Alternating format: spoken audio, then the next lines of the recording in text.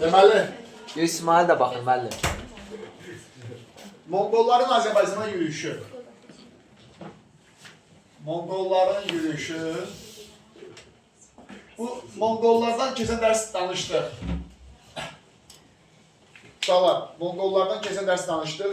Monqol dövləti və Qızıl Ordu dövlətindən, onların işğallarından danışdıq. Ən çox da Monqollarda Çingiz xan dövründə biz dedik, çoxlu işğallar var.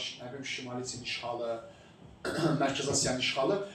Və orada biz belə bir qeyd aparmışdıq ki, deyəsən bəyə onun hidayət dedi ki, 1220-22-ci illər Cənubi Qafqaza hücumu. Monqollarla. Bəli. İndi onu ayrıca bir dərs kimi keçirik. Çingiz xanlığı. Cənubi Qafqaza Monqolların yürüyüşü. Cənubi Qafqaz dediyimiz iki ölkədir. Azərbaycan, Gürcüstan bu dövrdə. Deməli, Monqolların bura yürüyüşü baş verib. Cənubi Qafqaz üç ölkədir indi. Ermənistan, Azərbaycan, Gürcüstan. O dövrdə də Ermənistan yox idi. Azərbaycan, Gürcüstan idi da. Cənubi Qafqaz ölkələri. Və Monqolların Azərbaycana yürüyüşü ayrı bir dərsdir. Bunun üçün ayrı bir dərs keçirik. Monqolların Azərbaycana 3 dənə yürüyüşü var. Çox sadə, rahat bir mövzudur. Yəni, sadəcə dinləsəz belə bu mövzunu yaxşı öyrənəcəksiniz. İlləri nə öyrənirsiniz? 1222 Monqolların Azərbaycana olacaq birinci yürüyüşü. 1220-ci-dən 22-ci ilə qədər.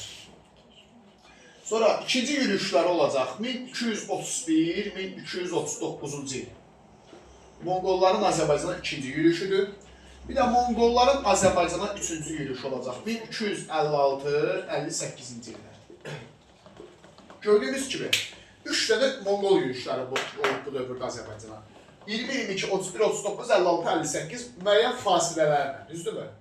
İndi ortaya sual çıxır. Bu Monqollar bizə niyə yürüyüş edir? Nədir bunların dərdi? Monqollar köçəri xalqdır, biz demişdik. Köçəri xalq idi və dövlət yaratmışdılar da, iqtidai icmadan çıxaraq birbaşa feodalizmə keçərək dövlət yaratmışdılar. Və köçəri xalqların dərdi nədir həmişə? Pul, bizim kimi. Şeydir də, qənimət əldə eləmək. Deməli, Monqolların birinci yürüyüşündə məqsəd ona görə də kəşfiyyat xarakterlidir. Kəşfiyyat xarakteri nədir? Yəni, qarətçilikdir. Gəlib, Azərbaycan ərazilərini tutmaq, bu əraziləri qarət eləmək. Mümkün olduqca nə olsa, qızıl, zinət əşyaları, pul almaq, qarət edib çıxıb getmək. Buna deyirəm kəşfiyyat xarakterli uşaqlar. Kəşfiyyat xarakterli qarətçilik deməkdir, yaxşı mı? Slavyanların ilk yürüyüşləri kimi. Yadımıza gəlir Slavyanların Azərbaycana yürüyüşləri. Əksəriyyəti qarətçilik mahiyyəti daşıyırdı. Oxşar cəhətdə ondan. İsmail, yanışdır onu, buranı deyilmə. Monqolların Azərbaycana ikinci yürüyüşündə məqsəd nədir? Möhkəmlənmək. Sormaq olmayan dostlar. Möhkəmlənmək nədir? İşğal edib burada qalmaq. Burada möhkəmlənsin, burada qalsınlar, özlərinə bir Monqol dövləti yaratsınlar, buradan getməsinlər artıq. Görürsünüz, bunların beyni daha da artıq şeylər fikirləşməyə başlayıb zaman getdikcə. Yadınıza gəlirsə, Slavyanların da bir yürüyüşü var idi, Bərdə faciəsi. 944. Onlar da orada möhkəmlənmək üçün gəlmişlər. Bu sual bir dəfə qəbula da düşmüşdür ki, 944 və 1239 üçün oxşar cəhət Azərbaycana gəlirləri möhkəmlənmək üçün hücum edəmələri. 945-də çıxırlar da. Bəli, möhkəmlənmək. Deməyə olmuş. Bəli. Amma Slavyanlar, Monqollar gəlib möhkəmlənəcəklər Azərbaycanda. Monqollarda biraz vəziyyət fərqlidir. Üçüncü yürüyüşdə isə gəlib burada özlərində bir dövlət yaradacaqlar. Yeni bir Monqol dövləti yaradacaqlar Azərbaycan ərazisində. Deməli, Monqolların Azərbaycanda 3 dənə yürüyüş olur. 1222, 31, 39, 56, 58. İllərlə öyrəndiniz, səbəblərini öyrəndiniz yürüyüşlərin. Çox sadədir. İndi bu yürüyüşlərdə Monqol ordusunun rəhbərləri kimdir, onlara baxırsınız. Birinci yürüyüşdə Monqol ordusuna Cəbə və Subutay rəhbərliyi edir. Bu ailəli adamlardır, uşaqlar, 2 nəfər. Çingiz xanın çox sevdiyi sərkərdələrdir. Cəbə və Subutay.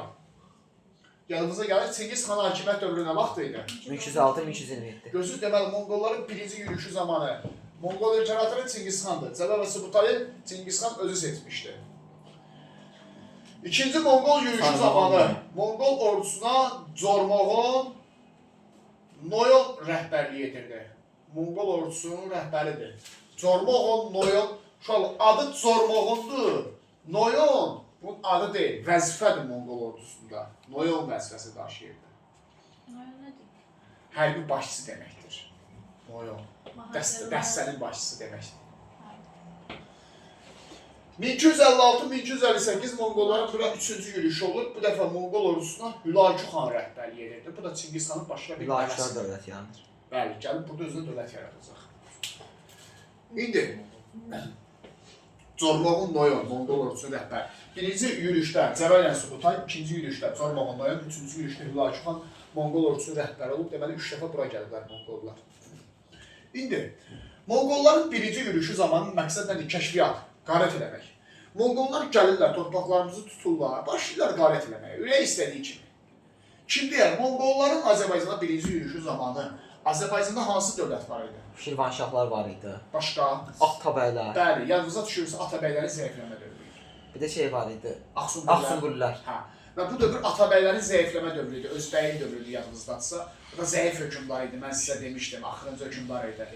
Və demək olar ki, Monqolların qarşısında dayana biləcək bir qüvvə yox idi birinci yürüyüş zamanı. Monqollar gəlir, ürək istəyəni edir. Dağıdırlar, qarət edirlər şəhərlərimizi, ələ keçirirlər, əhalini qılıncdan keçirirlər. Çox maraqlı bir ərəb müəllifi var, İbn Ələsir. İbn Ələsir var, ərəb müəllifidir. Onun bir əsəri var, ərəb dilində, Əl-Kamil fit tarix əsəri. O məndə var, tərcümə olunub Azərbaycan dilində, maraqlı bir əsərdir. Yazır ki, Monqollar gəlir, dəhşətli qırğın törədirlər Azərbaycanda. Belə bir cümləsi var. Beyləqanda elə qırğınlar törədirlər ki, orada bir nəfər də olsun kişi qalmır. Hərçilər sadəcə qırğın keçirirlər orada. Çox acınacaqlıdır ha, doğrudan. Yəni bir qırğın törədirdilər. İndi Monqolların birinci yürüyüşü zamanı 3 dənə şəhərimiz var ki, xilas olur. 3 dənə şəhərimiz. Yox, Dərbənd, Təbriz. Gəncə, Təbriz şəhərləri. Bax, bunu yadda saxlayın. Atabəylərin Xüsusi olaraq. Təbriz. Dərbənd, Gəncə, Təbriz. Bütün şəhərlərimizi tuturlar, dağıdırlar, qarət edirlər 3 şəhərimizdən başqa. Dərbənd, Gəncə, Təbrizi tutmayıblar amma. Niyə? Ortaya bu sual çıxır, niyə? Gəncəlilər bir dəfə xərac verib. Bir dəfə xərac. Xərac nədir uşaqlar? Pul da yəni. Əhali öz arasında yığılışır, qızıl verir, kimin gücü nəyə satırsa gümüşdən verir, Monqollara verir. Monqollar da bu şəhərə dəymirlər, toxunmurlar. Təbriz isə 3 dəfə xərac verir Monqollara. Təbriz görün necə varlı bir şəhər imiş. Atabəylərin paytaxtı idi ona görə. 3 dəfə xərac verib Təbriz, xilas olubdur. Deməli, Monqolların birinci yürüyüşü zamanı xilas olan şəhərlər Dərbənd, Gəncə, Təbriz. Gəncə bir dəfə xərac verməklə xilas olub Monqollara. Monqollara da nə lazımdır? Pul. Pulunu alır, dəymir o şəhərə. Qızılını alır, dəymir. 3 dəfə Təbriz xərac verməklə xilas olub. Dərbənd isə xərac vermədən xilas olub. Niyə? Gedirlər Dərbəndə, Dərbəndi tutacaqlar, amma Dərbəndlərlə razılaşırlar, sülh bağlayırlar. Dərbəndlər bunlara deyir ki, mən sizə imkan yaradıram, gedin mənim ərazimdən Rusiya ərazisinə daxil olun. Birisi axı Dərbəndlə Rusiyası həmsərhəddir. Gedin orada Rus qıpçaqlarını məğlubiyyətə uğradın, mən sizə kömək edəcəm. Bunlar da Dərbəndlə razılaşırlar, Dərbəndlər bunlara keçid verir. Bunlar da gedirlər 1223-cü ildə Kalka döyüşü demişdik. Kalka döyüşündə Rus qıpçaqlarını tabe edirlər. Eləmi? Deməli, Monqolların birinci yürüyüşü zamanı Dərbənd, Gəncə, Təbriz şəhərləri xilas olubdur, qalan bütün şəhərlərimizi dağıdıblar, qarət ediblər. İndi tutaq ki, kitabda yazmayıbdır. Amma testdə yazıb ki, Marağa şəhərini dağıdıblar. Doğru fikirdir. Hardan biləcəksiniz? Çox sadə. 3 dənə şəhərdən başqa hamısını dağıdıblar, qarət ediblər. Bir də bütün şəhərləri bir sizə yazası deyil. Marağanı dağıdıblar, Beyləqanı dağıdıblar. Sizə yazıb ki, bu 3 dənə şəhərə dəyiblər. Birinci yürüyüş zamanı qalan bütün şəhərləri tutublar, ələ keçiriblər, qarət ediblər. Kim idi Monqol ordusunun rəhbərləri? Zormoğun Noyon. 1222-də də çıxırlar, gedirlər. Onsuz da qarət eləmək məqsədindən gəlmişlər. 1231-39-cu ildə Monqolların buraya yürüyüşü baş verir. Fikir verin, bu daha çox davam edib. 8 il davam edib. Monqolların ikinci yürüyüşü. Niyə 8 il davam edib? Çünki bu dəfə möhkəmlənmək üçün gəlirlər. Yəni, işğal eləmək üçün gəlirlər Azərbaycan torpaqlarını. Burada qalmaq üçün gəlirlər. Başa düşdünüz? Gəlirlər, Azərbaycan torpaqlarını tuturlar, işğal edirlər, rəhbərləri Zormoğun Noyondur. Və birazdan belə çəkərsən, çıxarsın. Gəlirlər Zormoğun Noyonun başçılığı ilə Azərbaycanı işğal etmək üçün.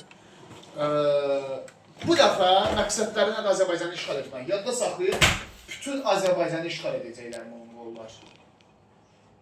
İkinci yürüyüşləri zamanı bütün Azərbaycan torpaqları işğal edilir. Deməli uşaqlar, birinci yürüyüş zamanı 3 dənə şəhəri ki tutmamışdılar. Dərbənd, Gəncə və Təbrizi, eləmi? Onları üçün ikinci yürüyüşdə tuturlar. Çünki deyir ki, Monqollar ikinci yürüyüş zamanı bütün Azərbaycanı işğal ediblər. Bütün Azərbaycanı işğal ediblərsə, deməli Gəncə, Dərbənd və Təbrizi də tutublar. Birinci yürüyüşdə tutmamışlar. Başa düşdünüz? Bütün Azərbaycan tuturlar çünki işğal etmək üçün gəlmişdilər. Və yazılıb ki, 1239-cu ildə Dərbəndin işğalından Azərbaycan işğalını başa çatdırırlar. Monqollar hardan gəlirlər? Yuxarıdan yoxsa aşağıdan? Dərbənddən yuxarıdan. Monqollar yuxarıdan necə gələ bilər?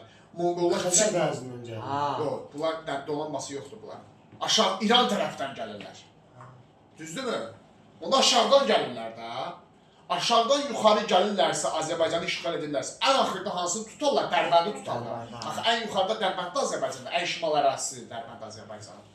Deməli, ən axırda 1239-da Dərbəndi tuturlar, ikinci yürüyüş zamanı. Azərbaycanın işğalını başa çatdırırlar. Eləmi? İndi Azərbaycanı tutdular, burada möhkəmləndilər. Yaxşı, indi nə olacaq onlar? Dövlət mi yaratsınlar özlərini? Yox, dövlət dərhal yaratmırlar. Niyə? Çünki Azərbaycanlıları tanımırlar. Azərbaycan xalqının mentalitetini, dəyərlər sistemini tanımırlar. Ona görə də burada bir canişinlik yaradırlar. Uşaqlar, ali Monqol xaqanlığı yaradırlar Azərbaycanda. 1239-1256-cı il. Fikir verin, neçə il eləyir? 17 il. İkinci yürüyüşdən 3-cü yürüyüşə qədər 17 illik müddətdə Ali Monqol xaqanlığı mövcud olmuşdu Azərbaycan ərazisində. Ali Monqol xaqanlığı nədir uşaqlar? Canişinliyi deməkdir, Monqol canişinliyi deməkdir. Yəni Monqollar Azərbaycanı işğal edirlər ikinci yürüyüşdən sonra. Bütün Azərbaycanı işğal edirlər. Amma burada bir canişinlik yaradırlar. Ona deyirlər Ali Monqol xaqanlığı. Həmin Ali Monqol xaqanlığı 1256-cı ilə qədər Azərbaycanı idarə edir. Çünki deyir ki, öyrənək görə bu insanların mentaliteti nədir, mədəniyyəti nədir, Azərbaycanlıları öyrənmək istəyirlər. Ali Monqol xaqanı 3-cü yürüyüşə qədər Azərbaycanı işğal edir. 1256-58-ci ildə bu dəfə 3-cü yürüyüşləri başlayır. Hülaküxla rəhbərlik edir. Bu dəfə gəlirlər, yeni bir dövlət yaradırlar. Hülakülər dövlətini yaradacaqlar. Azərbaycanın 3-cü yürüyüş zamanı. Buna da Monqolların Azərbaycanın 3-cü yürüyüşündən sonra yeni bir Monqol ulusu. Ulus nədir Monqollarda demişdik? İnzibati bölgü, dövlət. Yeni bir dövlət yaradırlar, Hülakülər dövlətini yaradırlar. 1256-58-ci illərdə, get. Videodan baxıb öyrənərsən. Sağ ol. Bu da olur Monqolların Azərbaycanın 3 dənə yürüyüşü. Gördünüz uşaqlar, necə balaca, rahat bir mövzudur. Necə balaca, rahat bir mövzudur. 3 dənə yürüyüş oldu. 20-22, 31-39, 56-58. Yürüyüşdə Cəbə Subutay 1-ci yürüyüşdə, Tormoğunlu yolu 2-ci yürüyüşdə, Hülakü 3-cü yürüyüşdə. Birinci yürüyüş kəşfiyyat üçündür, ikinci yürüyüş möhkəmlənmək üçündür, üçüncü yürüyüşdə dövlət yaratırlar özlərinə. Birinci yürüyüşdə xilas olan şəhərlərimiz Dərbənd, Gəncə, Təbrizdir. Gəncə ilə Təbriz xərəc verməklə xilas oldular. İkinci yürüyüşdə bütün Azərbaycanı tutublar. Deməli, Dərbənd, Gəncə, Təbriz birinci yürüyüşdə xilas olsalar da, ikinci yürüyüşdə artıq tutulublar. Arada bir Monqol canişinliyi olub Azərbaycanda. Bu da üçüncü yürüyüşdən sonra özlərinə dövlət yaradırlar. Gelirse birinci yürüyüşte o üçünden başkası bütün şehirler dağıdılır. Bəli, hamısı. 3 dənəsindən başqa. Monqolların Azərbaycana yürüyüşü yadınızda qaldı? Bəli. Hə, saata bax bir dənə. Saat 12 dəqiqə qalır. Hə, hələ var. İndi Monqolların bu dövrdə Azərbaycana hücumunu deyilir. Bundan əlavə olaraq bu dövrdə Azərbaycana Xarəzmşahların da yürüyüşü var. Bir də belə bir şey var. Xarəzmşah Cəlaləddin Azərbaycana hücumu 1225-1231-ci il. Fikir verin uşaqlar. Bu da ayrı biridir. Xarəzmşahlar dövlətin hökmdarı Cəlaləddin. Xarəzmşahlar dövləti var idi, Mərkəzi Asiyada. Adını çəkmişdik. Hətta Atabəyləri süqut toxradan idi. Həmin o dövlətin hökmdarı Cəlaləddin də Azərbaycana hücum edib. Görürsünüz, Azərbaycanda necə bir vəziyyət var, bu başı bəlalı torpaqda elə bir gün üzü görməyibdir. Hamı hücum edibdir. Monqollar çıxdı, bunlar gəldi. İndi Xarəzmşah Cəlaləddin yürüyüşünə vaxtı 1225-31 fikir verin, Monqolların Birinci yürüyüşündən ikinci yürüyüşü arasında. Birinci yürüyüşünə vaxt idi Monqolların. 1220-1222. İkinci yürüyüşünə vaxtdı. 31. Deməli 25-31 Cəlaləddin yürüyüşüdür. Birinci yürüyüşlə ikinci Monqol yürüyüşü arasındadır. Başa düşdük Cəlaləddin. Bu da qüdrətli hökmdardır. Xarəzmşah Cəlaləddin. Bir şey ki o dövrdə Monqollarla bir dənə bacara bilən Xarəzmşahlar evdən müəyyən edir. Xarəzmşah Cəlaləddin gəlir Azərbaycanın hamısını işğal edir. Bütün Azərbaycan işğal edilir. Xarəzmşah Cəlaləddin tərəfindən. 6 il ərzində bütün Azərbaycanı işğal edir. Xarəzmşah Cəlaləddin Azərbaycanın işğalı zamanı 2 dənə dövləti süquta uğradır. 1225 Eldənizlərə son qoyur. Yadımıza gəlir, Eldənizlər dövləti 1225-ci ildə süquta uğramışdı. Eləmi? Sonuncu Eldəniz hökmdarı kim idi? Özbək. Özbəyi öldürür, Eldənizləri süquta uğradır. 1225-də Təbrizi tutur, Özbəyi öldürür, Eldənizləri süquta uğradır. Xarəzmşah Cəlaləddin. Bununla da qalmır, 1227-ci ildə bir dövlət var, Axsunquri dövləti. 107-də yaranır. Bəli. Deməli, gəlir, Axsunquriləri süquta uğradır. Marağa idi paytaxtı, Axsunquriləri. Marağanı tutur, Axsunquriləri süquta uğradır. Bu da Azərbaycan ərazisində olan başqa bir dövlət olubdur. Bunu keçmirik. Eldənizləri süquta uğradır. 1225-də elə gələn kimi bir də Axsunquriləri süquta uğradır 1227-ci ildə. Fikir verin, adam gəldi, 6 il ərzində 2 yan dövləti də süquta uğratdı. Eldənizləri və Axsunquriləri. Bundan əlavə olaraq Axsunquriləri süquta uğratdığı ildə, yəni 1227-də Şirvanı tabe edir. Hamıya tabi oldu da. Şirvanşahlardır da bu. Biləmən. Şirvanşahlar da yenə tabe olur, həmişəki kimi. Amma süquta uğramır, asla hava düşür sadəcə. Səfəvilər son qoydu, görmədi o. Deməli, Eldənizləri süquta uğradır, Axsunquriləri süquta uğradır. Axsunquri süquta uğratdığı ildə Şirvanşahları asla salır. Xarəzmşah Cəlaləddin 1227-ci ildə. Bəs deyə bilərsiniz ki, üsyanlar olmayıb bu Cəlaləddinə qarşı. Olubdur. Axı biz oturub... Usta bəndər üsyanı. Təkcə o deyil.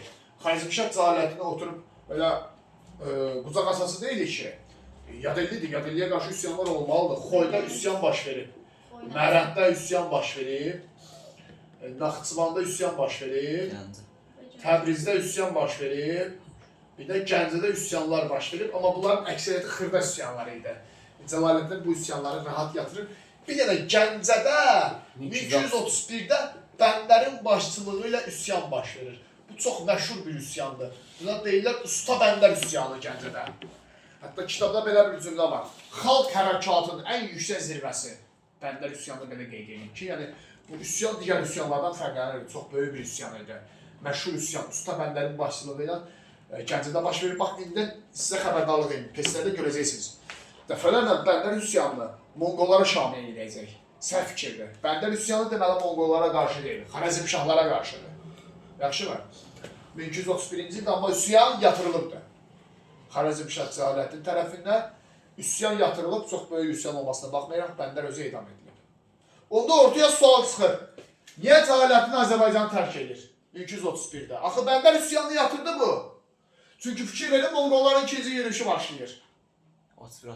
Bəli. Bu da Monqollardan qorxurdu.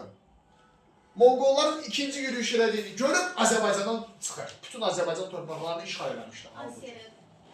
Qaçır, Mərkəz Asiya öz torpaqlarına qaçır. Yox, bu da olur Xarəzmşah Cəlaləddin Azərbaycana yürüyüşü.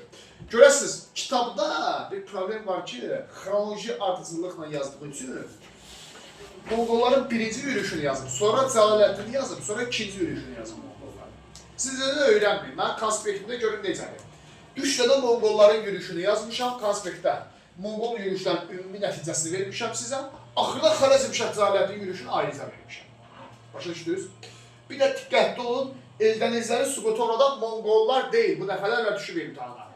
Xarəzmşahlardır, hə. Bu da Monqolların yürüyüşü, ümumi olaraq.